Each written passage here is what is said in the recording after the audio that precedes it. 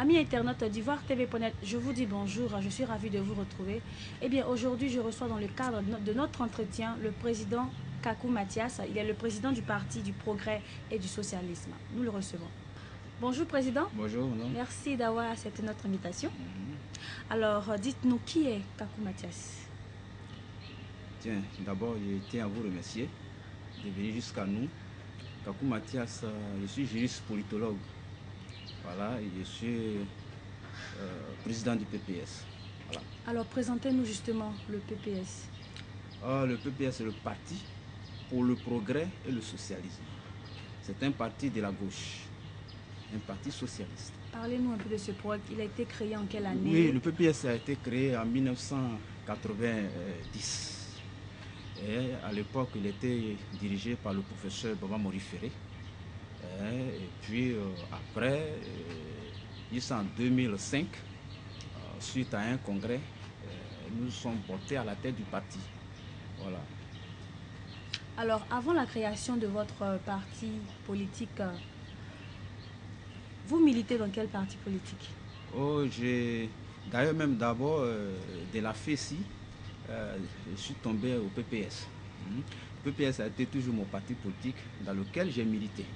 Vous voyez un peu, j'ai milité d'abord avec le Marcel Aïpo, et j'ai milité avec le professeur Bamba Morifere, ainsi de suite avec beaucoup de personnalités au PPS. Donc le destin a fait qu'aujourd'hui, je sois le premier responsable du PPS. Alors vous souhaitez entrer au RHDP, pourquoi? Eh bien, je voudrais vous revenir un peu en arrière. Considérant la création du RHDP, vous voyez, d'abord, en 2000, il y a eu des élections calamiteuses en Côte d'Ivoire. Entre le général Gueye et le président Gbagbo, le peuple, dans la douleur, s'est orienté vers Gbagbo pour dire que Gbagbo est le président de la République de Côte d'Ivoire. Mais malheureusement, ces élections issues d'un scrutin calamiteux n'ont pas créé les conditions d'une stabilité en Côte d'Ivoire. Gbagbo, quand il est arrivé au pouvoir, au lieu de chercher à réconcilier les Ivoiriens, n'est-ce pas, il a cherché plutôt à les réprimer. Tous ceux qui n'étaient pas proches de lui étaient réprimés. C'est dans ce cadre-là, n'est-ce pas, que la situation politique s'est dégradée jusqu'à ce qu'on tombe dans septembre 2002. À la faveur de septembre 2002, l'opposition s'est regroupée, n'est-ce pas, autour des grandes formations politiques telles que le PDCI et le RDR. Mieux, ils sont allés plus loin pour créer un cadre de discussion pour harmoniser leurs points de vue vis-à-vis du régime en place. Ce qui a fait naître le RHDP à Paris.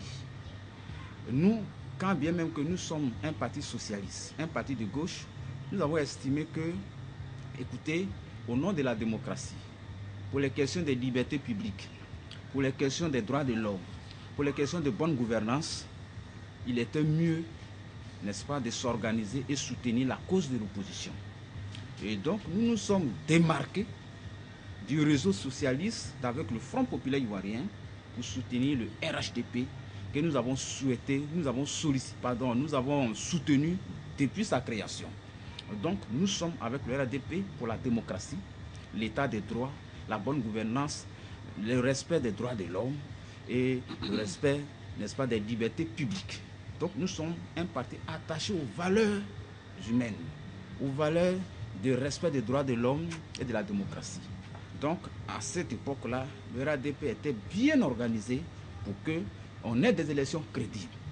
Vous avez vu, c'est ce qui s'est passé. Donc, il y a eu de fait deux blocs. Il y a le bloc de l'ex-LMP, qu'on appelle les pro-Gbagbo. Il y a le bloc du RHDP qu'on appelle les pro-Alassanis. Vous comprenez? Et donc, nous nous sommes retrouvés dans le bloc du RHDP. C'est de façon naturelle, puisque nous avons mené le combat ensemble. Alors, dites-nous, président, oui? Qu'en est-il actuellement de votre entrée? Vous êtes... Oui, mais il faut que je revienne en arrière, parce qu'on ne négocie pas l'entrée. Vous voyez, on ne négocie pas l'entrée. Il faut que les Ivoiriens, il faut que le peuple sache la démarche, ou bien pourquoi nous souhaitons que, puisqu'on a commencé ensemble, on doit terminer ensemble. Sinon, on n'est pas en train de négocier une quelconque entrée. du PPS au RHDP. Donc c'est dans cette optique que, à la faveur des élections de 2010... Est-ce que le RHDP reconnaît le PPS? Je viens. Vous m'avez posé une question, je réponds. Allons-y. Voilà. Donc, à la faveur des élections de 2010, le RHDP a remporté les élections. Le PPS a soutenu tous les candidats du RHDP. Le PPS a appelé à voter pour le RHDP. Le RHDP a remporté les élections. Le PPS a été persécuté comme tous les leaders du RHDP. Le PPS a fait le golf ici. Les militants du PPS ont été réprimés. Le monsieur que vous voyez, c'est le vice-président du PPS, sa femme a été empêchée d'aller à l'hôpital. Elle est morte dans une brouette. Au nom du RHDP. Vous comprenez? C'est-à-dire, dans le quartier où elle était, il fallait l'envoyer à l'hôpital. Vous comprenez? Elle est décédée dans une brouette. Au risque. C'est-à-dire, pourquoi son mari est militant du PPS, par conséquent RHDP. Vous comprenez? Vous voyez un peu que le président du PPS, sa maison a été pillée, incendiée. Vous comprenez? On a tous souffert dans ce golfe-là. Et donc, nous ne demandons pas autre chose que la reconnaissance. Vous comprenez? Donc, pour nous, on ne peut pas se renier. Donc, pourquoi ne pas harmoniser nos points de vue? Pourquoi ne pas toujours être ensemble? Pourquoi ceux qui ont mené le combat ensemble ne puissent pas continuer pour le consolider? C'est dans cette optique que nous avons dit que le RHDP ne doit pas être un petit cercle, n'est-ce pas, des initiés, mais ça doit être un parti, un groupement qui doit prôner l'unité nationale, qui doit prôner le parti des Ivoiriens, qui doit prôner la réconciliation nationale, qui doit rassembler tout le monde. Tous ceux qui épousent la philosophie de vivre ensemble. Vous comprenez? C'est dans ce sens que nous avons estimé que notre place était au RHDP. Puisqu'on a mené le combat ensemble, on a eu la victoire ensemble, on doit être ensemble, on doit consolider ensemble les acquis. C'est dans ce sens-là, simplement. Alors, vous avez été oublié par le RHDP. Qu'est-ce que vous avez fait pour aller vers eux? Non. Nous, on peut pas dire qu'on a été oublié. On n'a pas créé nos formations politiques pour qu'on soit, affilié aux autres politiques, aux autres formations. Non, on n'a pas créé notre parti pour que le PDCI nous donne l'argent ou bien nous soutienne, pour que le RD nous... Non, on a créé nos partis aussi pour être président de la République un jour. Vous comprenez? Mais dans une marche politique, il y a toujours un départ. Vous voyez, et les alliances politiques existent. C'est dans ce sens-là que nous parlons, pour dire que si on est ensemble, on sera encore plus fort. Il est question de consolider. Vous voyez, on vient d'une crise très grave. Vous voyez, voilà un parti comme le Front populaire ivoirien qui a été battu aux élections. Vous comprenez? Qui n'a pas voulu reconnaître sa défaite. Voilà une coalition comme le RHDP qui a souffert, quand bien même qu'elle a remporté les élections. Et donc, dans une nouvelle perspective, parce que les élections arrivent, vous comprenez? Justement. Il faut harmoniser tous ceux qui étaient pro-RHDP. Il ne faut pas les frustrer. Non, je ne suis pas un frustré. Je ne me considère pas comme un frustré. Un homme politique sérieux ne peut pas dire qu'il est frustré. Parce qu'on n'a pas créé notre parti. Tout à l'heure, vous avez évoqué un peu l'historique depuis le Golf Hotel. Oui, tout à fait. Jusqu'à la présidence de la République. Vous étiez avec oui. RHDP. Oui. Vous avez même vous avez votre maison pillée. Oui, tout à fait. Et d'autres dégâts. Oui. Et aujourd'hui, le RHDP est au pouvoir. Au pouvoir. Vous n'êtes pas au pouvoir. Vous n'avez aucun poste. Vous êtes dans l'ombre. Oui, nous sommes dans l'ombre. Ça, c'est vous qui le dites. Ça, c'est en termes de responsabilité peut-être administrative. Mais ce n'est pas là notre problème. Nous, on a créé notre problème. On a créé notre parti là pour être président de la République. On est d'accord. Mais dans le cadre de toute formation politique, il y a quand même des alliances, il y a des plateformes. C'est dans ce sens que, comme nous avons mené le combat ensemble, et on va vers encore des élections, il faut qu'il n'y ait pas de sons discordants, de sorte qu'on a face d'un seul adversaire, peut-être que l'opposition, il faut qu'on soit ensemble pour consolider nos acquis, pour aller plus loin. Nous ne revendiquons pas un poste, vous comprenez un peu? Pas du tout. Voilà, les postes là, nous on peut créer poste. On ne revendique un poste, on ne dit pas non, comme on n'a pas été récompensé. D'ailleurs, on a été récompensé. Lorsque nous avons commencé à militer, même dans le syndicalisme, jusqu'à ce jour, on a eu beaucoup d'acquis. Vous voyez, on a fait des grèves, il y a eu des constructions des universités, on a marché, on a eu beaucoup de choses, le vote à 18 ans. Donc notre combat, nous pensons humblement qu'à apporter. Vous comprenez? Donc nous avons gagné quelque chose. Ce n'est pas seulement les postes administratifs qui font quelque chose, mais on a gagné. Avec le RADP, on a gagné puisqu'on a eu à arracher des élections crédibles et transparentes. Vous comprenez?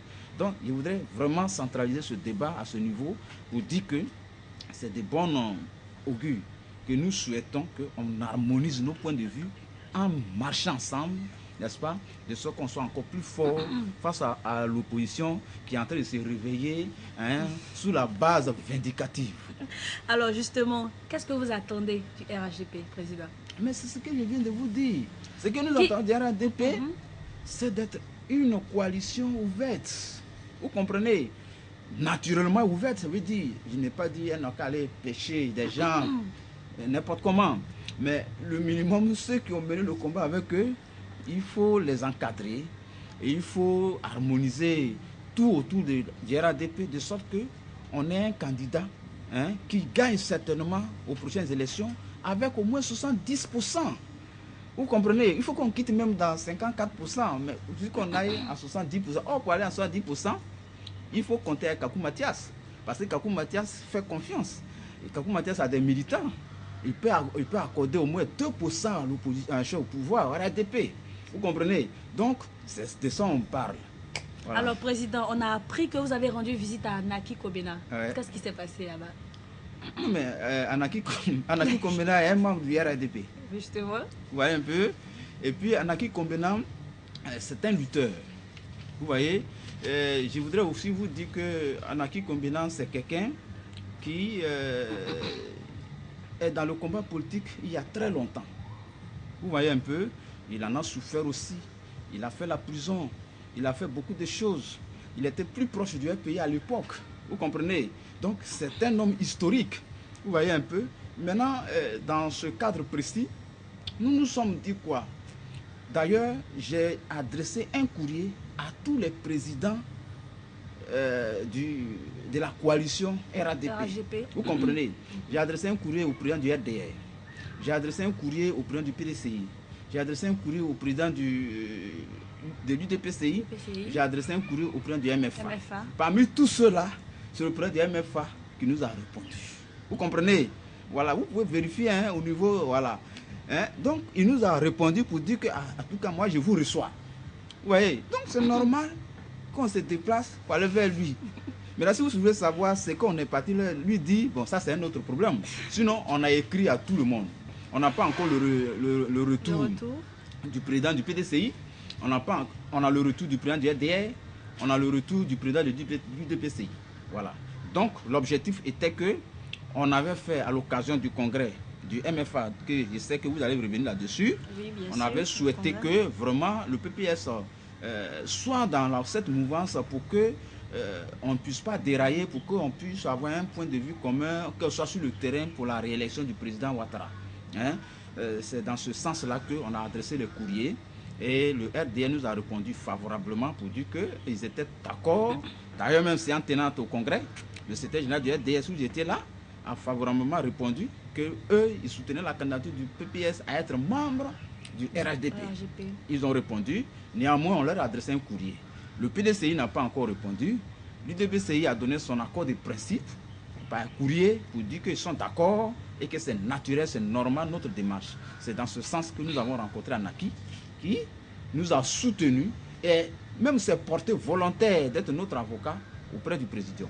Alors justement, parlons du deuxième congrès du MFA. Vous avez brillé de par votre allocution en disant que le RHDP est une organisation de sorciers qui mange ses propres enfants. Qu'entendez-vous par cette non, si vous êtes venu ça, moi, sachez que je n'ai pas la langue de bois. Voilà, ça, je vous dis la vérité. Et puis en question, en termes de politique, c'est-à-dire il faut affirmer ses convictions. Vous voyez, le RADP mange ses propres enfants. Quand vous regardez aujourd'hui sur l'interview du maire, de l'ex-maire de Boisflé, il a dit que les gens ne sont pas satisfaits de la gestion en termes de récompenses. Vous voyez un peu. Bon, quand je dis que le RADP mange ses propres enfants, c'est quoi? Vous prenez un monsieur comme Anaki Kobena. Vous comprenez? Membre fondateur du RADP. Je ne suis pas l'avocat du diable. Moi, je ne cherche pas à savoir s'il y a des petits problèmes à côté, s'il n'y a pas de problème. Mais je transporte, sinon je transmets la volonté, sinon la vision du peuple. Vous comprenez? Dans le bas peuple, on dit, mais Anaki était avec le RADP, tout le monde est ministre, lui, son parti n'a rien gagné. Vous comprenez? Ça fait un facteur de démobilisation. Si Anaki qui était avec eux n'a rien gagné là, nous là, on va aller faire quoi là-bas? Vous comprenez? Quel que soit ce qui a pu se passer entre eux, ils n'ont qu'à se réconcilier pour que tout le monde soit à l'aise. Donc c'est ça. Deuxièmement, prenez le cas du PPS maintenant. Devant la mort là, nous sommes égaux. Si par exemple Gbagbo arrivait à tuer les gens ici là, peut-être que nous on ne parlerait jamais de nous. On parlerait des grands ténors, mais on serait mort gratuitement. Vous comprenez? Mais où est la place du PPS dans un système pour lequel il s'est battu? Mais comme nous sommes des hommes de conviction, on ne fait pas de ça des préalables. Nous disons, et je l'ai dit, qu'ils soient d'accord, qu'ils ne soient pas d'accord, qu'on soit intégré, qu'on ne soit pas intégré, nous soutiendrons le RADP. Parce que nous considérons que c'est la meilleure alternative pour le moment. Vous comprenez? Nous le soutiendrons. Mais n'empêche que nous évoquons quand même ce qui ne va pas à l'intérieur. Et que nous souhaitons qu'il n'y ait pas de petits cercles.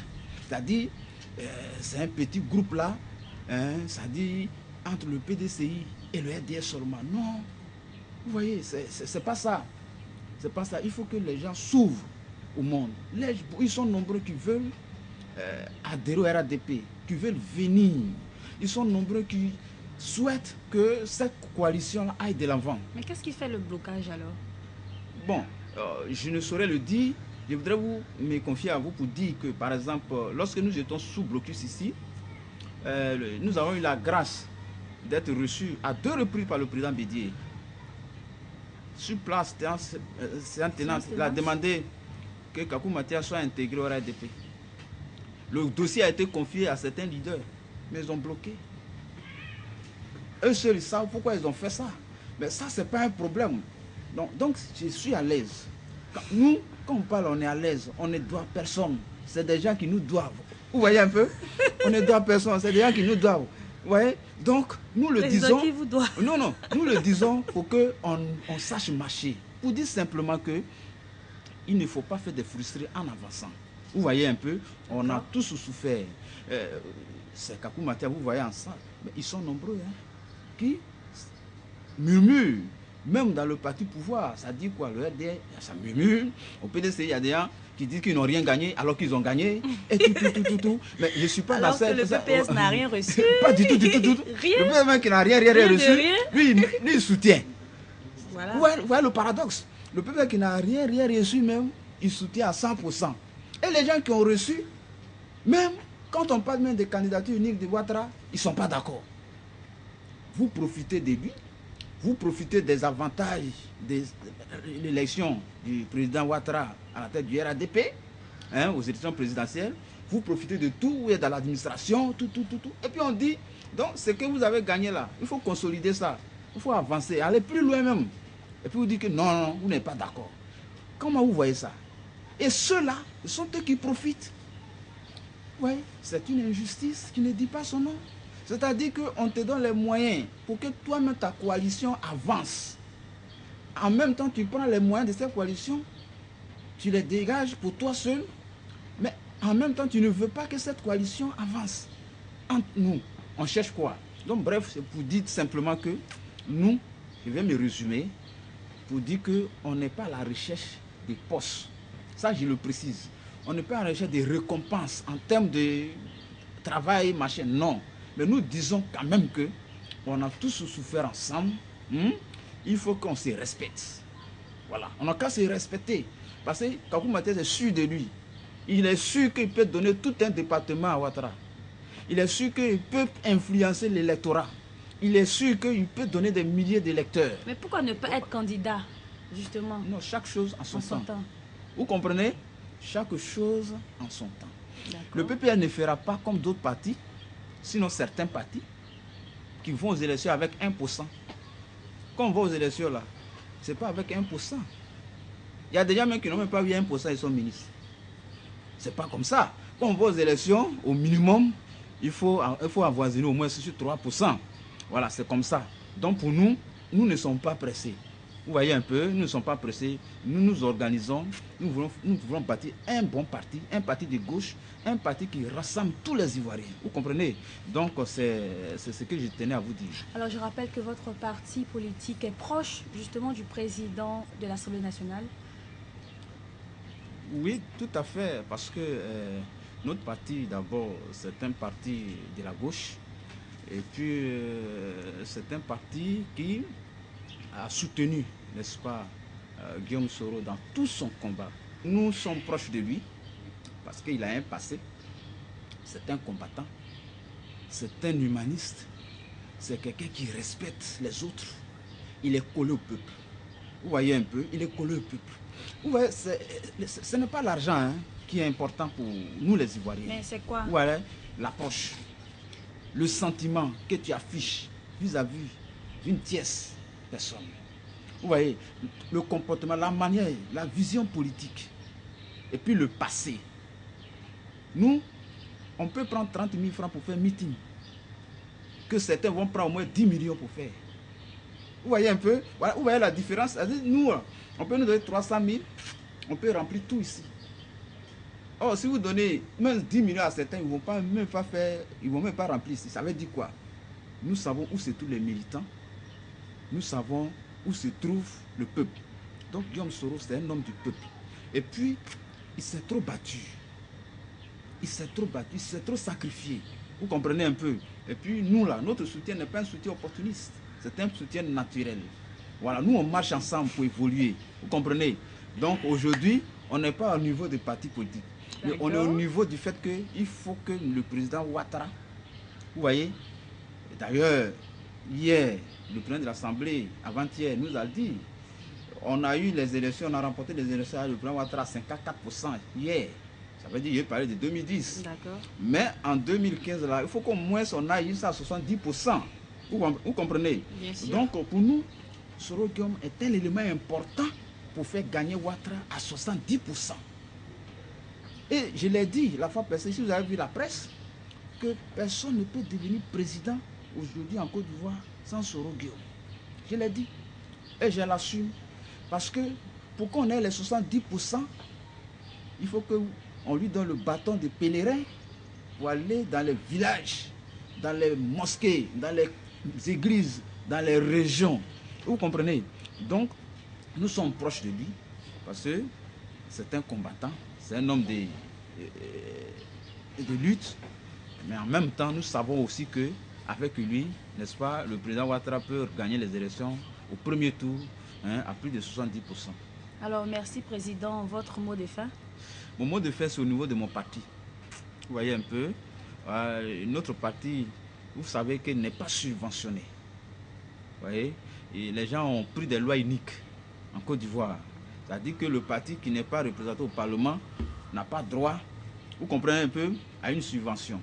Alors que nous menons tous le même combat, le combat pour la démocratie. Nous participons même à la normalisation du pays. Vous voyez, il y a des gens même qui ont voulu nous tuer, qui ont voulu nous assassiner. Ils ont fui, ils sont allés à l'exil, ils sont revenus. Ils sont nourris, ils sont blanchis, ils sont financés. Par contre, nous qui sommes restés dans le combat pour normaliser la population, le pays, pour que les institutions restent debout, nous sommes marginalisés. C'est une injustice qui ne va pas trop durer. Voilà, c'est très important. Donc, par rapport à ça, nous, on a compris une seule chose, que nous-mêmes, on doit se organiser, on doit se mobiliser, on doit réinstaller nos sections, on doit remobiliser nos bases, de sorte qu'on soit incontournable. Et que les élections qui arrivent là, personne ne pourra aussi les remporter sans notre soutien. Alors, chers amis internautes d'Ivoire TV.net, entretien accordé à M. Kakou Mathias, le président du PPS. Merci d'être resté en notre compagnie. Au revoir.